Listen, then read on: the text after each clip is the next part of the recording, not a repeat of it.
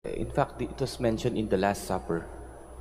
Sa Last Supper kung saan sinabi niya na igigib niya yung kanyang katawan at dugo.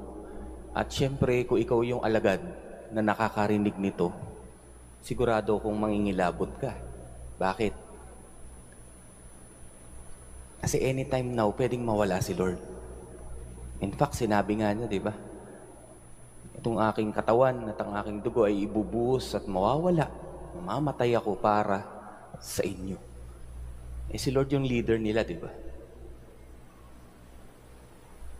Kaya, ini-imagine ko, no, habang sinasabi niya ito, yung kanyang mga alagad ay in anguish na.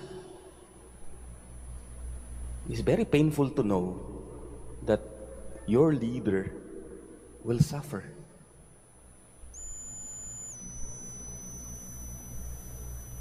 Kaya nga, siguro sinabi ng Panginoon na after this, tatanggap kayo ng isang malaking biyaya, ng katuwaan, ng galak.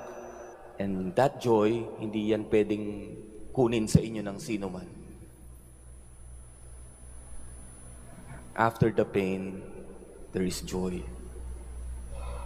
Mga kapatid, sa ating pang-araw-araw na buhay, paano natin ida-digest itong reality na ito na sinabi sa atin ng Panginoon?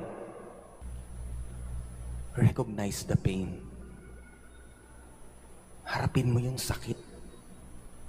Huwag mong takbuhan. Harapin mo yung pain. Harapin mo yung labor. Ano ba yung pain na yan? It could be grief, pagluluksa, anxiety, pagkabalisa, or even the pain of waiting for an answer, for a prayer to be answered. Yung paghihintay dun sa isang panalangin na ipinagdadasal mo. We experience a lot of pain. And the gospel is so honest about it. Sabi ng Panginoon, if you follow me, you will weep